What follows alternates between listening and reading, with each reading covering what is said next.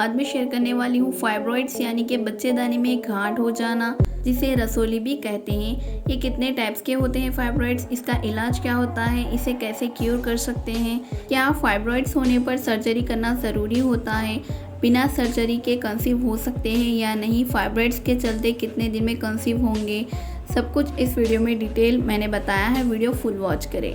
Fibroids 3 तरीके के होते हैं। पहला सबसिरस फाइब्रॉइड यानी कि यूट्रस में बाहर की तरफ होते हैं। दूसरा इंट्राम्यूरल फाइब्रॉइड यानी कि यूट्रस के मसल्स के अंदर होते हैं। तीसरा सबम्यूकस फाइब्रॉइड यानी कि यूट्रस के कैविटी के अंदर होते हैं, जहां पे प्रेगनेंसी होल्ड होती है, इम्प्लांटेशन होता है या जहां पे बच्चे को रहना होता है। इन तीनों में अगर हम देखें तो मेजरली ज़्यादा प्रॉब्लमेटिक होते हैं वो है सबम्यूकस फाइब्रॉइड्स, जो कि यूट्रस के कैविटी के अंदर होते हैं और बहुत सारे सिम्टम्स प्रोड्यूस करते हैं। अगर प्रेगनेंसी के लिए ट्राई कर रहे हैं तो कंसीव होने नहीं देते हैं। कंसीव होने में बहुत मुश्किल होता है। अगर कंसीव हो भी जाए तो मिसकैरेज होने की वजह सबम्यूकस फाइब्रॉइड्स होते हैं।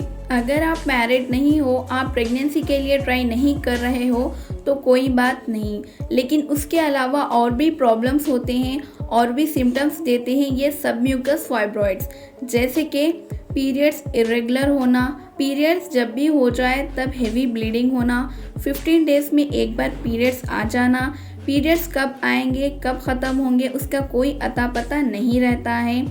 सबम्यूकस फाइब्रॉइड्स जिसे भी हो जाए उसे हेवी ब्लीडिंग होती है और सबम्यूकस फाइब्रॉइड्स इतनी ज़्यादा ब्लीडिंग तक कर सकते हैं कि पेशेंट को एनीमिया हो जाता है, हीमोग्लोबिन कम हो जाता है। ऐसे में पेशेंट को आयरन इंजेक्शन या फिर ब्लड चढ़ाना पड़ता है। फाइब्रॉइड्स के सिम्टम्स आपको दिख रहे हैं, उससे आपको तकलीफ हो रही है, तब आपको उस सिचुएशन में सर्जरी कराना ज़रूरी होता है।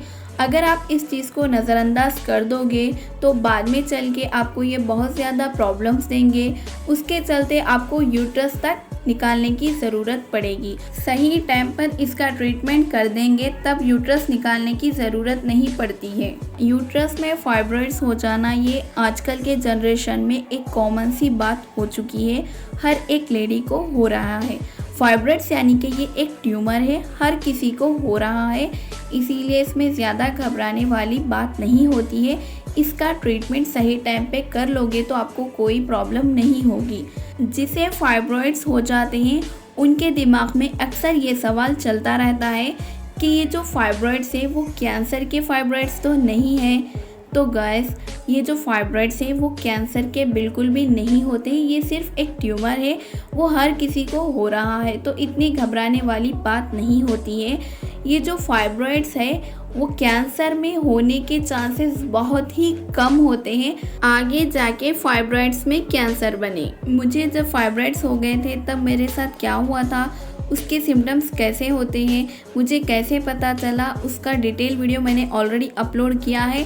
आप वीडियो पूरा देखें, आपको उसकी जानकारी मिलेगी। वैसे तो फाइब्रॉइड्स की प्रॉब्लम आपको ज़्यादा होगी तब आपको सर्जरी करानी ज़रूरी होती है, लेकिन उसके अलावा सबम्यूकस फाइब्रॉइड्स का ट्रीटमेंट बिना स्कार्स के, बिना स्टिचेस के भी हो सकता है। जैसे कि डे केयर प्रोसीजर होता है, यानी कि सुबह एडमिट कर लिया जाएगा, ट्रीटमेंट जो भी है वो कर देंगे, उसके बाद आपको शाम तक डिस्चार्ज मिल जाएगा। उस ट्रीटमेंट को हिस्टेरोस्कोपिक मायोमेक्टमी ट्रीटमेंट कहते हैं। हिस्टेरोस्कोपिक मायोमेक्टमी ट्रीटमेंट करके सबम्यूकस फाइब्रॉइड्स निकाल सकते हैं। इसके लिए एक इंस्ट्रूमेंट यूज़ किया जाता है जिसे हिस्टेरोस्कोपी कहते हैं। उसमें एक कैमरा होता है। ये जो ट्रीटमेंट होता है वेजाइना के ज़रिए से एक इंस्ट्रूमेंट इंसर्ट किया जाता है। उस इंस्ट्रूमेंट में एक कैमरा होता है, उस कैमरे से जो भी फाइब्रॉइड्स होते हैं वो देख सकते हैं और उस फाइब्रॉइड्स के छोटे छोटे पीसेस करके उसे बाहर निकाल देते हैं। ये जो भी ट्रीटमेंट होता है उससे पहले आपको एनेस्थीसिया दिया जाता है, यानी कि बेहोश करके ये ट्रीटमेंट करते हैं। इंट्राम्यूरल फाइब्रॉइड, सबसिरस फाइब्रॉइड्स क्या होते हैं वो हम जान लेंगे। अगर आपको इंट्राम्यूरल फाइब्रॉइड या सबसिरस फाइब्रॉइड्स हो जाए तो आपको डरने वाली, घबराने वाली बात नहीं होती है, क्योंकि ये जो फाइब्रॉइड्स होते हैं ज़्यादा पेशेंट को तकलीफ परेशानी नहीं देते हैं। सब सीरस फाइब्रॉइड्स का जो साइज होता है 4 सेंटीमीटर 5 सेंटीमीटर से कम हो तब तो आपको कोई घबराने वाली बात नहीं होती है, लेकिन आपको रेगुलर चेकअप कराना होता है।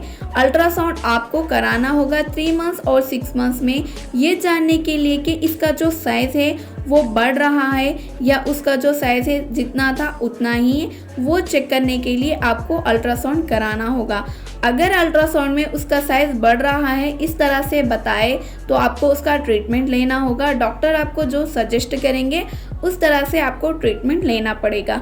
अगर आपको कोई प्रॉब्लम नहीं हो रही है, कोई सिम्टम्स नहीं दे रहे हैं, तब आपको सर्जरी और ट्रीटमेंट कराने की ज़रूरत नहीं पड़ेगी।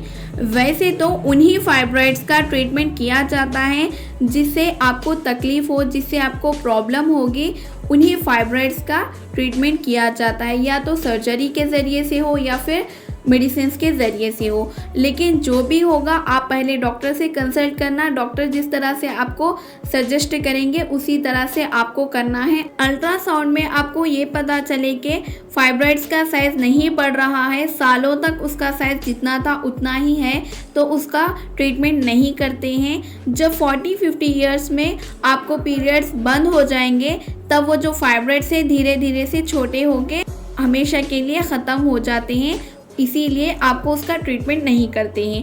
अगर अल्ट्रासाउंड में आपको ये पता चले कि उसका फाइब्रॉइड्स का साइज़ इंक्रीज़ हो रहा है तब उसका सर्जरी या फिर उसका ट्रीटमेंट करते हैं। उम्मीद करती हूँ कि आपको ये मेरा वीडियो इन्फॉर्मेटिव लगा होगा।